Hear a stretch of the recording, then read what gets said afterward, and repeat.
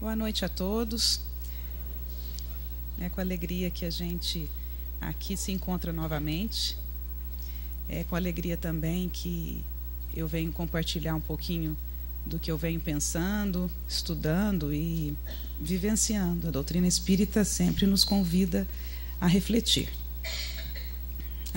de acordo com o que a gente vive, de acordo com o que a gente experimenta, com as pessoas com as quais a gente convive também, né?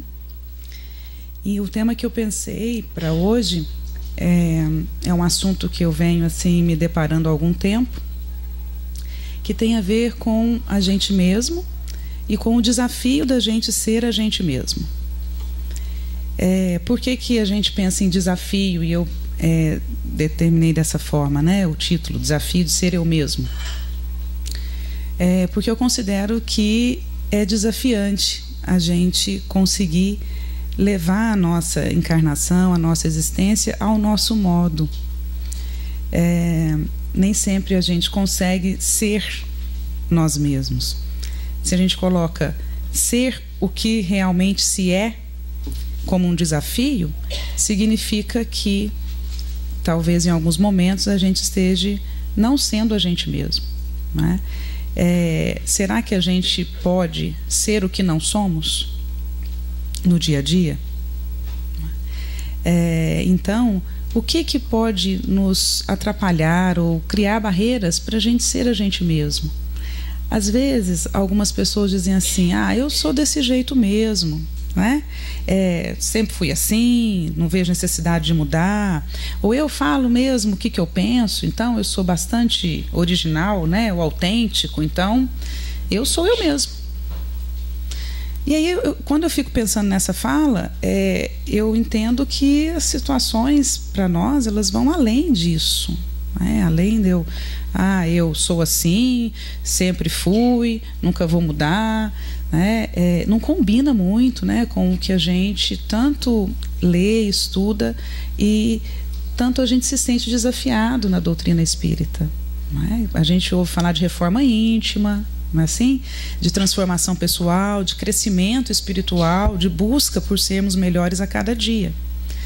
Então, eu fiquei pensando, né?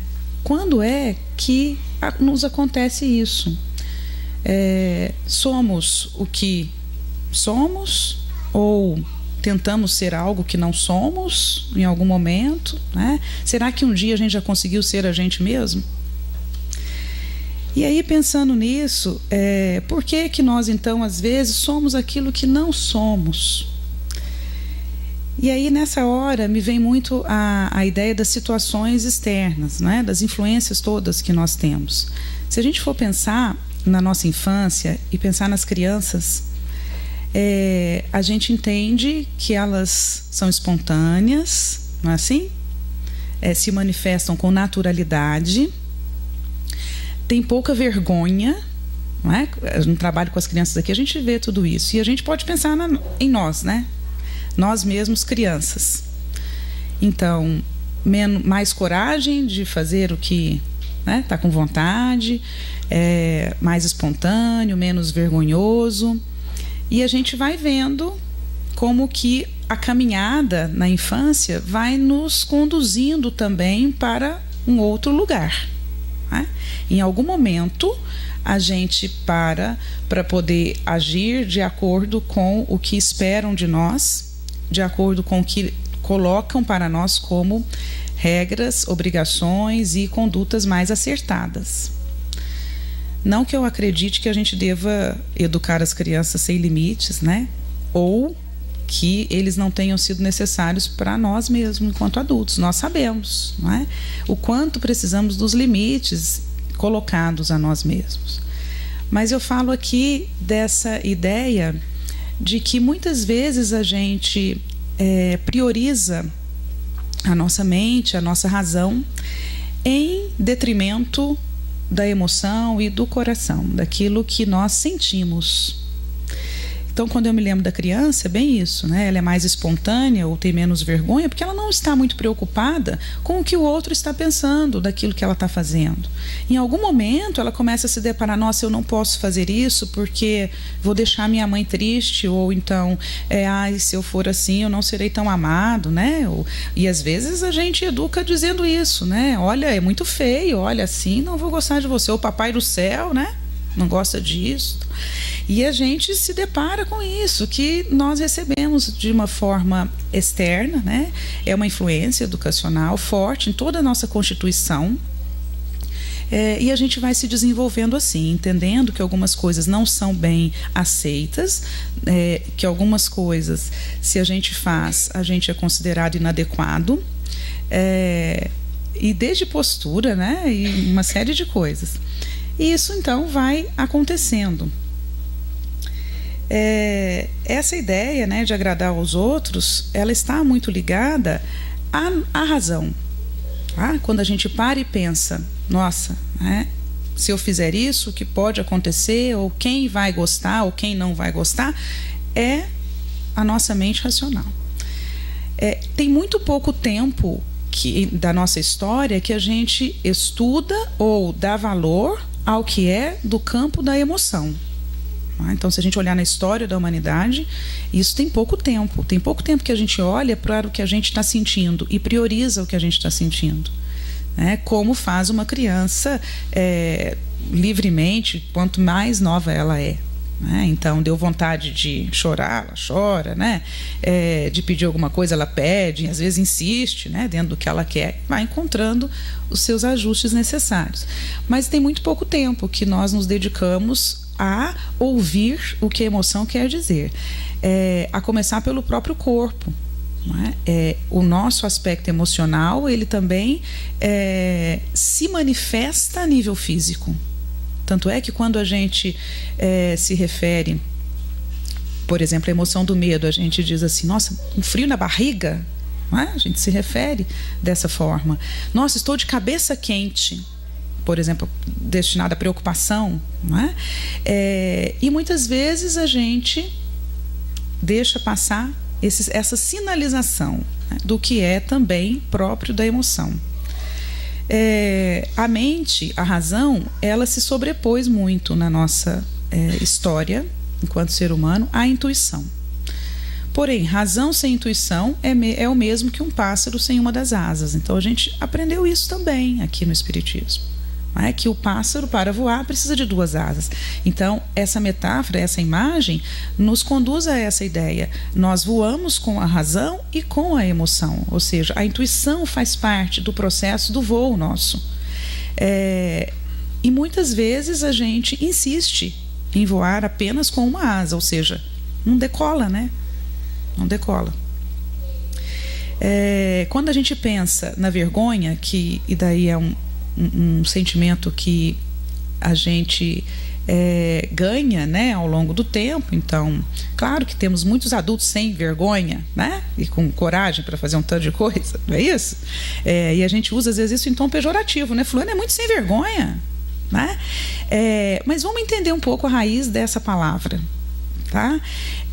Quando a gente está envergonhado por algo, né, que a gente tenha feito, ou então que a gente é convidado a fazer, muitas vezes a gente pensa assim: não, eu não vou fazer porque eu tenho vergonha, né? Ou então, eu sinto vergonha pelo que eu fiz. A vergonha nos tira o poder de realizar. Então, se eu justifico, eu não faço porque eu tenho vergonha, eu estou na inação, eu fico paralisado. Ou então, nossa, eu tenho muita vergonha do que eu fiz. Pronto, eu me silencio, eu me calo e eu me coloco nesse lugar também de não realização, de não ir adiante. Então, ela atinge a nossa autoconfiança. Eu não me sinto capaz de. Claro que eu me preservo, né? Eu não faço, eu não realizo, eu não avanço, eu estou preservado, mas também calada enquanto voz interna, não é? A vergonha então nos faz pensar que somos errados, Olha, isso é bem forte, porque assim, uma coisa é cometer algo que a gente acredita que é um erro. Outra coisa é nos considerar errado. Tá vendo? Quer dizer, isso nos diminui, nos tira a nossa potência em realizar, em fazer, e nos desafiar o tempo todo. Então, se envergonhar de quem nós somos é calar a nossa voz, né? E aí, assim, desacreditar que a gente pode ir muito além, né? E que se a gente fez e errou, né, há sempre uma possibilidade de transformar, de aprender com o erro. Então, quando a gente se coloca muito na perspectiva do mental e do pensar muito, né, e evitar o erro, ou evitar se envergonhar, porque vai que, né, eu me exponho muito e fico, né, envergonhado, a gente também está perdendo a oportunidade de experimentar um fazer diferente, entender que a gente também pode ser daquele jeito. Então, desafiar-nos a ser quem nós somos, nós temos que descobrir quem nós somos. Porque será que a gente tem noção de tudo que a gente é? Ou tudo que a gente pode ser? Então, se a gente não consegue colocar para fora tudo aquilo que a gente tem vontade, mas e se, né, acontecer isso e tal? Pode ser que aquela pessoa não vai admitir, gostar, essas consequências virão. Vendo? Ou então, né, eu vou ficar muito exposto.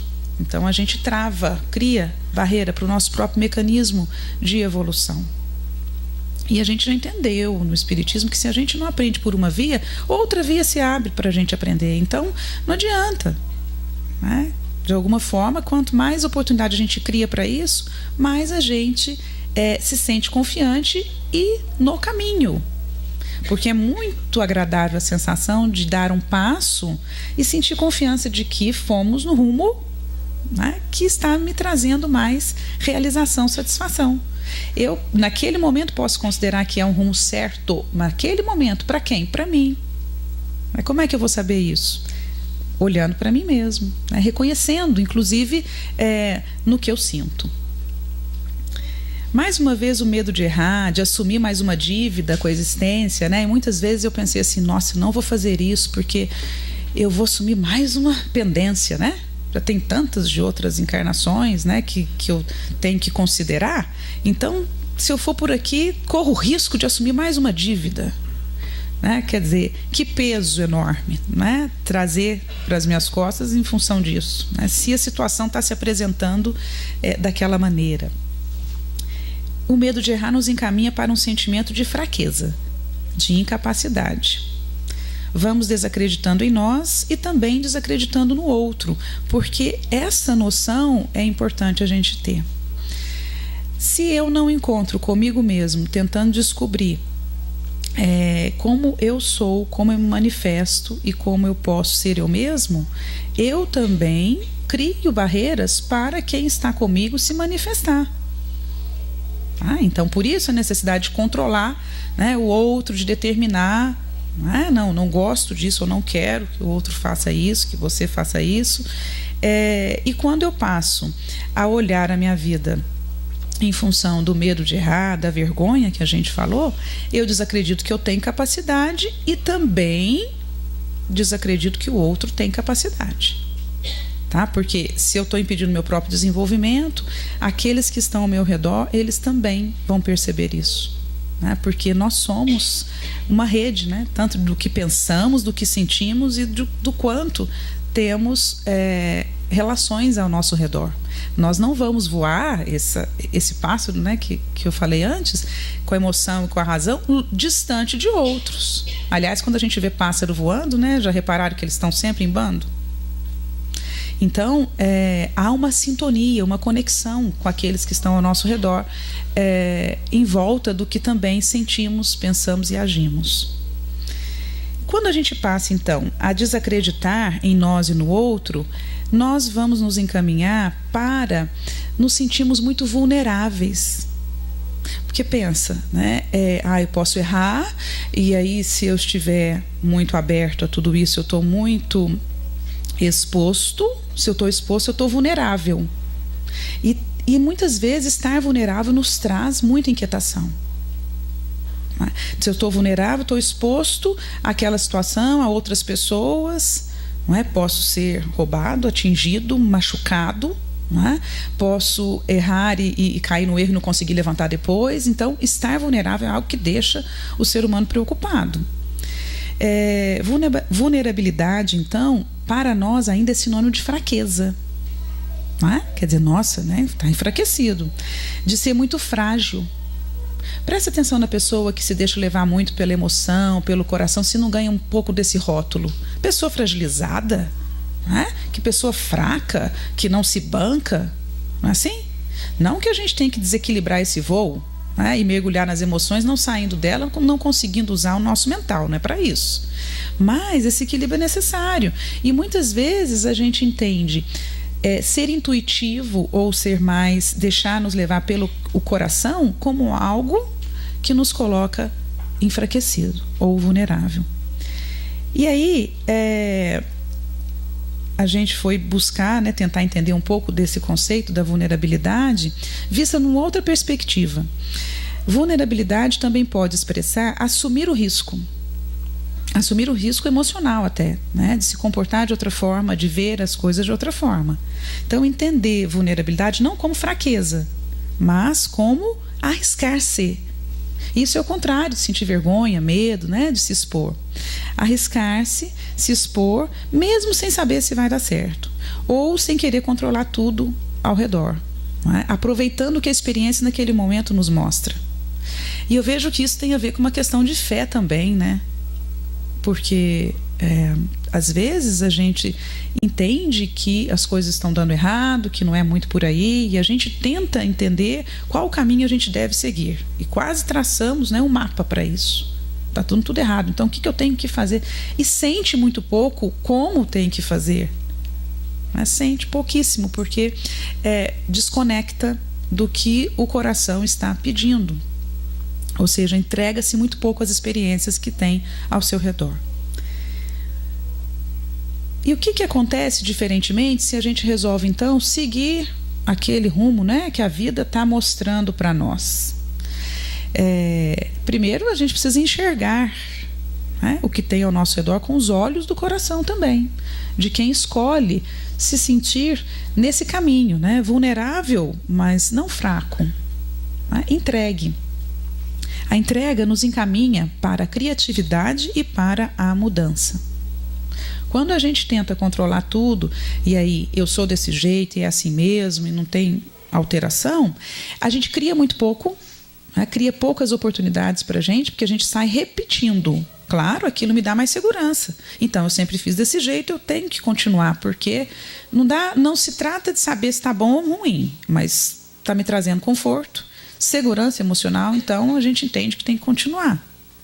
Agora, estar vulnerável, entregue às situações que a vida vem mostrando para a gente, dá uma desequilibrada, com certeza. Porque assim, nossa, mas eu acreditava que tinha que ser dessa forma. Né? Mas por que não de outro jeito? E aí, quando isso vem, acreditar que isso também é meu, esse também sou eu. Quer dizer, porque a gente acha que ser a gente é isso que a gente racionalmente entende sobre nós mesmos. Então, a criatividade e a mudança, elas se abrem como possibilidades para nós quando nos entregamos a essa leitura, né, da vida, do que ela está ali, trazendo. Mudou de fase, né, e agora não é mais assim, e agora vem outra situação me mostrando que daquele jeito é sinônimo de sofrimento. Se sabemos que somos vulneráveis, que criamos diferentes estratégias para continuar seguindo. Tá vendo? Não é, sou vulnerável, sou fraco, não dou conta. Não, eu posso seguir, apesar de ter que usar agora um outro jeito para caminhar. Se nos silenciamos no medo e na vergonha, não agimos, não criamos, não nos transformamos. Então, reforma íntima não está acontecendo. Né?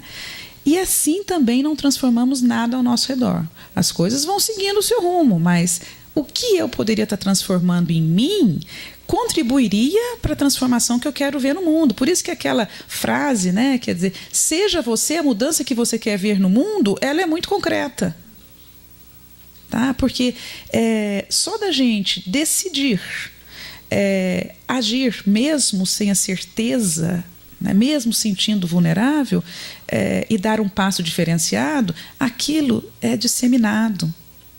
Né? Nós vamos mostrar também a nossa energia de uma outra forma. Tá? E isso é contagioso mesmo.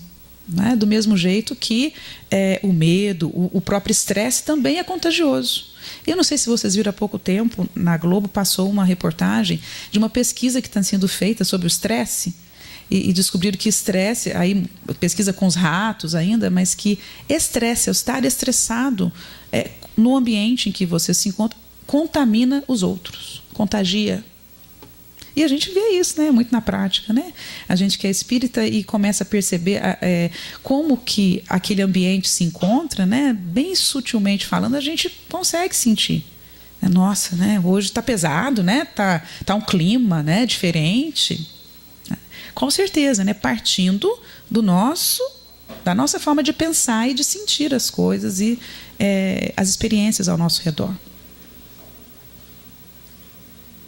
Essa ideia de que transformar a nós mesmos também nos auxilia a transformar o que tem perto de nós aumenta a responsabilidade da gente também, né? Em cima daquilo que pensamos, de como agimos e do que sentimos. Em muitos momentos da nossa existência, acreditamos que sermos nós mesmos é continuar fazendo tudo do jeito que sempre fazemos. Igual eu falei, né? Eu sempre fiz assim, não vou mudar. Você já me conhecia desse jeito quando, né?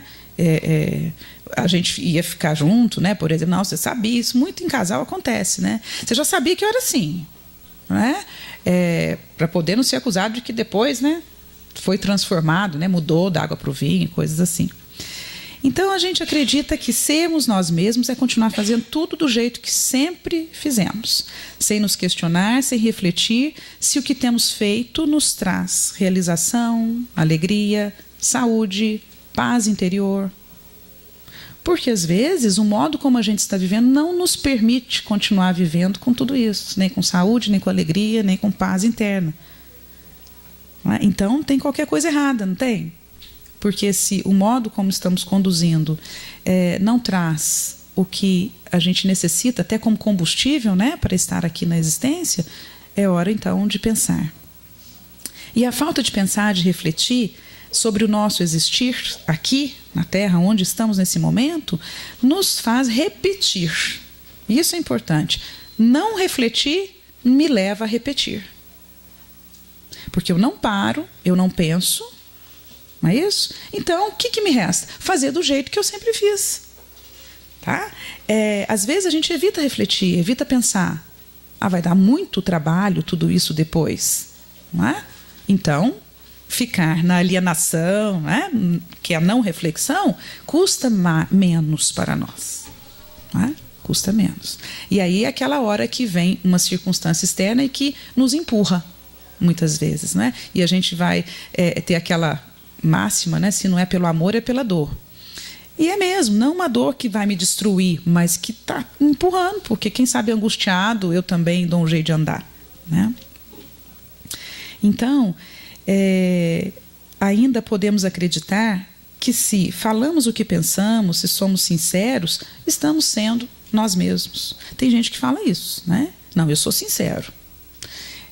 E nem sempre a autenticidade, que é essa ideia, né, de ser nós mesmos, ser autêntico, é falar tudo o que pensa.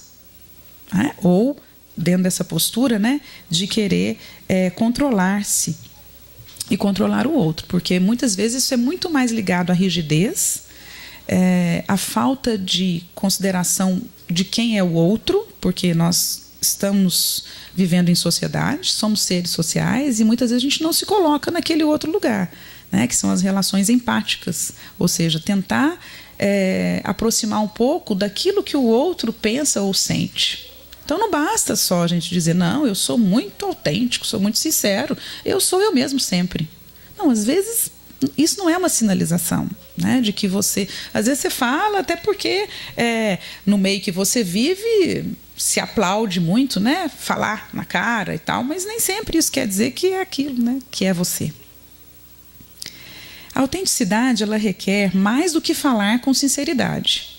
É uma busca que requer uma abertura para ir além de apenas revelar aquilo que está escondido. Então, a ideia de ser autêntico é uma ideia de construção, né, de trabalho interno mesmo, de descoberta daquilo que pode estar me impossibilitando de crescer. Ser o que somos, então, dá trabalho, trabalho interno. Esse trabalho começa com a escuta, né, o ouvir a mim mesmo. Esse ouvir a si mesmo, nós já falamos aqui outras vezes, né, a ideia da reflexão, a ideia do autoconhecimento, que passa também pelo físico e pelas sinalizações todas que vamos tendo, né? Nossa, estou feliz, estou bem, estou tranquilo, estou ansioso, estou com medo de tudo, como que eu estou?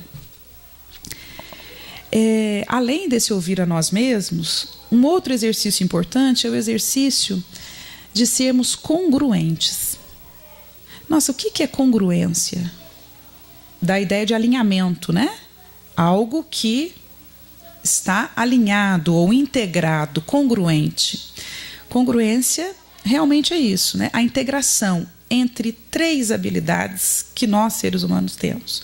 Aquilo que nós pensamos, aquilo que nós sentimos e como agimos. Eu gosto sempre de falar isso, né? Que pensar é pôr a mão na cabeça, sentir no coração e agir as mãos, né? Os pés, dá essa ideia de movimento. Mas congruência é isso, é a integração entre aquilo que a gente pensa, sente e faz. Porque às vezes eu sinto de um jeito, mas não ajo do jeito que eu senti. Tá vendo?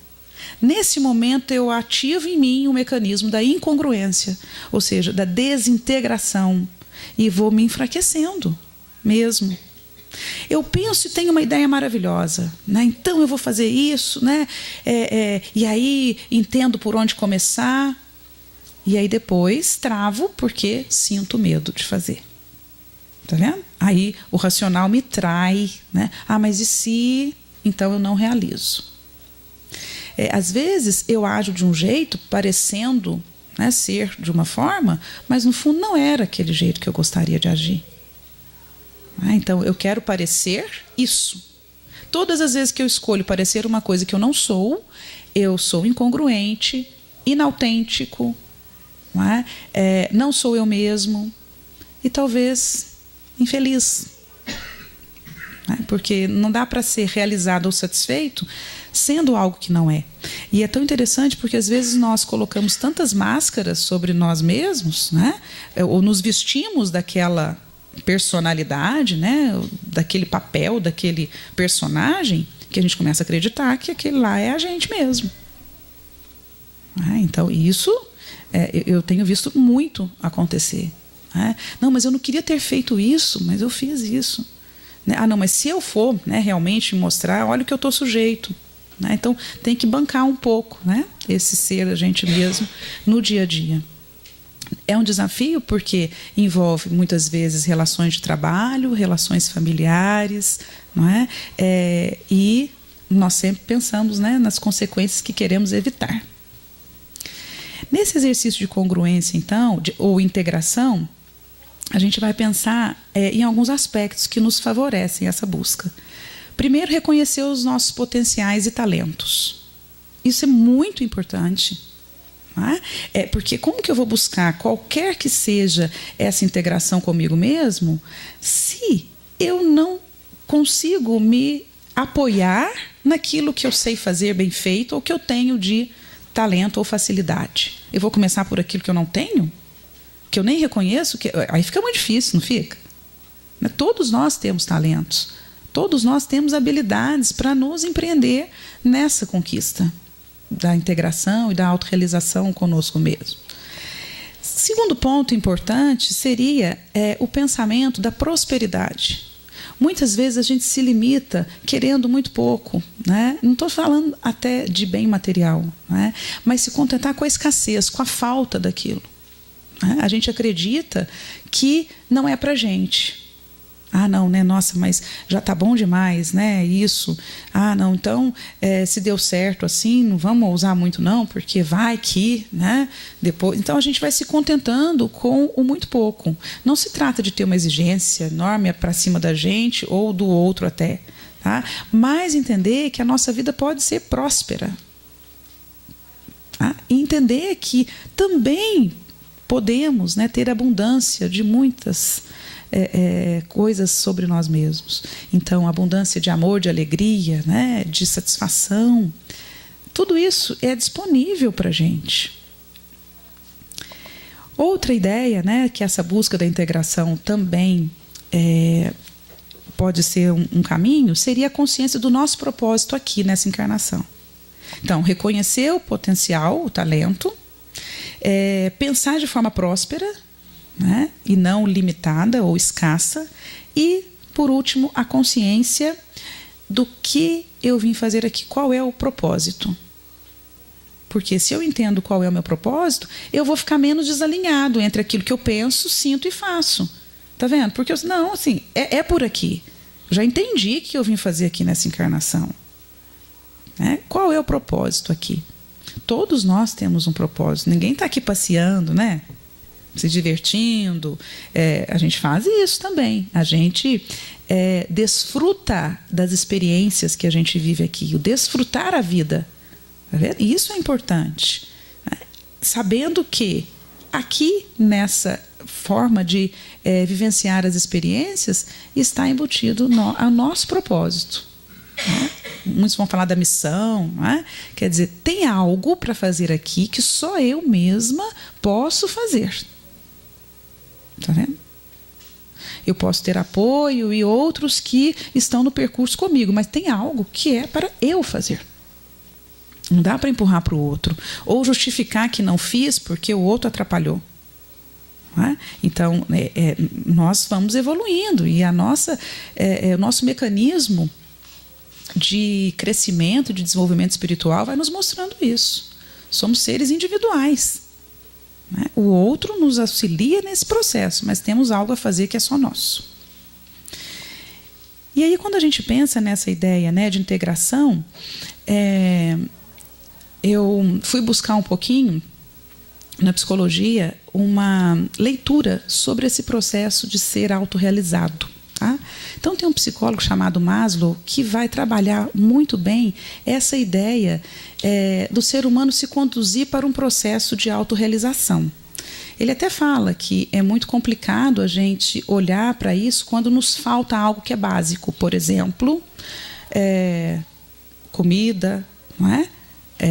Vestuário, segurança, e que o ser humano, ele primeiro tenta atender as necessidades que são mais básicas e depois, né, ele vai se propondo a atender outras necessidades que são do campo mais da relação com o outro e da relação com ele mesmo.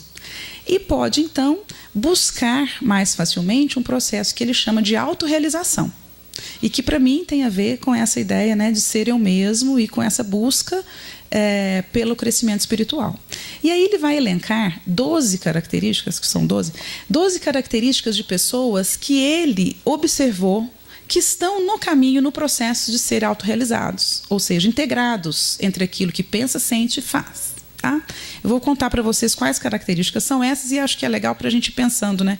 Será que eu estou nesse caminho aí? Né? Quantas dessas 12 características eu me vejo tendo ou então já sei que tenho? Né? E quantas eu posso desenvolver? A primeira que ele fala é a percepção objetiva da realidade. Muitas vezes, em muitos momentos, nós distorcemos a realidade que está sendo mostrada para nós. Então, perceber o que tem ao nosso redor de forma objetiva é uma característica que faz parte da nossa existência. E quando a gente não percebe a realidade de forma objetiva, o que a gente faz? A gente distorce a realidade. E aí a gente olha para uma situação e já entende aquela situação de um outro jeito. Tá? Então, o racional nos ajuda nisso, né? Olhar de forma objetiva. Não, ele falou realmente isso, ou está acontecendo realmente isso, ou eu estou interpretando isso ao meu modo. Então, quanto mais temos percepção da realidade de forma objetiva, mais aproximados estamos dessa integração. plena aceitação de si mesmo e dos outros. Aceitação. Não dá para transformar nada, nem nós mesmos, se a gente não se aceita dentro daquilo que a gente já percebeu em nós. Então, aceitar a nós mesmos e os outros, com tudo, né, que temos e que os outros também têm, nos facilita a nos sentirmos integrados. Compromisso e dedicação a algum tipo de trabalho. Aqui, ele nem fala que é trabalho remunerado apenas. Compromisso e dedicação. Tudo na natureza trabalha. Não tem nada parado. Olha os animais, olha tudo. Até o nosso propósito se encontra aí, né? Então, compromisso e dedicação ao trabalho, aquilo que nós podemos colaborar, em termos de sermos úteis à comunidade. Espontaneidade e naturalidade. Então, ele observou que ser espontâneo e natural nos dá mais condições de nos sentirmos realizados, felizes com quem nós somos. E às vezes a gente se deixa levar pelas situações externas e nos engavetamos, e a vergonha entra nesse lugar. Então, ser espontâneo e natural está liberado. Podemos. Apesar de sermos adultos, e às vezes, nossa, vou parecer tão infantil sendo assim, mas está liberado ser espontâneo e natural. Tá na moda, né? Necessidade de autonomia, privacidade e independência. Então, o que acontece com a gente? Nós, no processo educacional, somos seres que iniciamos a existência na anomia, ou seja, a ausência de normas. Depois, heteronomia, ou seja, a regra, a norma está no outro, no outro. Até que nos tornamos seres autônomos. Então, o desenvolvimento da autonomia se vem ao longo do processo educacional. Mas existem pessoas que não se tornam adultos autônomos. Ou seja, a norma, a regra sempre está no outro. Está vendo? E isso é um problema para o processo de autorrealização. Não dá para a gente se sentir autorrealizado, feliz com o que nós estamos sendo, dependentes, sem noção nenhuma de privacidade, sabe? E de querer estar o tempo inteiro com todo mundo e agindo em função do que é a regra externa a nós. A gente já tem consciência, a consciência está em nós. Experiências místicas, interessante ele falar isso, porque ele considera uma experiência mística momentos de êxtase e maravilhamento. Encantamento. Tem gente que perde isso, Criança é tão interessante, eu vou lembrar delas de novo, porque quando vê uma coisa diferente, Olha, mãe, olha lá, olha. É assim, Como se nunca tivesse visto, e às vezes nunca viu mesmo, Ou então estrangeiro no nosso país, Ou quando a gente visita um lugar, olha o que tem aqui, sabe isso? E a gente, às vezes, perde essa característica do encantamento, do maravilhar-se com o que está ao nosso redor todos os dias. Então, ele entendeu que as pessoas mais integradas, mais autorrealizadas, elas têm a capacidade de se encantar, de se maravilhar. É o olhar de estrangeiro. Outra característica, empatia com a humanidade. Então, isso é muito interessante, porque aqui ele está trazendo situações que são de uma natureza individual, mas também colocando o social junto. Então, o que me leva a pensar que ser autorrealizado só eu comigo, não basta, tá vendo? Nossa, sou super autorrealizado, super congruente, coerente, tudo que eu penso, falo e sinto, mas a empatia com a humanidade é uma característica das pessoas também autorrealizadas, tá vendo? Nos dá esse elo de ligação com o outro. Empatia é bem essa ideia, de ver um pouquinho com os olhos do outro, tá? Não é sentir exatamente a dor que o outro sente, porque às vezes a gente fica se cobrando isso, Não, eu devia estar chorando também com ele, não é isso. Tá? Mas poder aproximar da forma como o outro vê o mundo. Isso é ser empático. Resistência ao conformismo. Ser conformista é acreditar que nada vai conseguir ser diferente. Então, nós precisamos resistir a isso. Porque entender que nada precisa ser modificado e conformar que é isso mesmo, não tem jeito de mudar, é colocar uma barreira no nosso próprio processo. Tá? Então, ser conformista conosco mesmo, eu não tem jeito, não, já tentei parar de fumar tantas vezes, né? Não tem jeito, né? Já conformei. Né? E encontra uma série de justificativas. Né? Então, o conformismo é algo que também nos inibe de agir, de continuar transformando e nos realizando. Atitudes democráticas. A gente entende que, assim como nós, o outro tem o seu lugar. Nós estamos vivendo um discurso de ódio nas nossas relações, né? De muitas vezes nos colocar diferente do outro, em posição contrária, não poder conversar, né? Não poder ser próximo de alguém que pensa diferente. Então, ser democrático é poder aceitar as diferenças de ideias, de pensamentos, de atitudes, que não vai ser só a forma que eu penso, que é aquela que todo mundo deve pensar. Criatividade, então aqui volta ao que a gente falou, né? Quer dizer, quanto menos vergonha e mais ousadia para realizar diferente e criar, mais transformação, mais autorrealização. Senso de humor não hostil. Tem gente que tem aquele humor, né, muito alegre, bem-humorado, mas um humor meio negro, né? Então, assim, sabe aquela coisa de rir da desgraça, né, do outro, nesse sentido, né? Então, assim, o humor não hostil é o que precisa, né? A gente também tem que rir um pouco das nossas fragilidades, fraquezas, né? Do quanto a gente às vezes apronta, né? Então, esse mecanismo também é um recurso que a gente tem à disposição da gente. E, por último, interesse social, que tem a ver também com a empatia, com a questão das atitudes democráticas e com esse processo de estar caminhando junto com o outro. Então, o que eu vou concluindo disso? Né? Que o desafio de ser eu mesmo está ligado a um processo de não acomodarmos, né? De enfrentarmos todas essas situações que nos aparecem no dia a dia, com bom humor, não é? Com interesse pelas pessoas, com essa autonomia, porque não dá para a gente permitir que o outro sinta por nós, não é? Pense por nós ou defina por nós. Né? Então, ser adulto tem isso, né? De poder também bancar aquilo que para nós é importante, é viável, é também quase que sagrado, né? Então, é o mecanismo que a gente tem para conseguir também nos desenvolver. Eu falo aí que é um desafio porque me sinto desafiada nisso o tempo todo. Né? Porque é muito fácil a gente se perder naquela ideia que se tem, né? Que a gente ouve todo dia na televisão, que a gente escuta no trabalho, que no nosso meio social e familiar é mostrado. Então, que a gente possa se desafiar o tempo todo a ser a gente mesmo, usando os recursos que temos nessa encarnação, né, nossos talentos, reconhecendo o nosso potencial e acreditando que é possível. Né?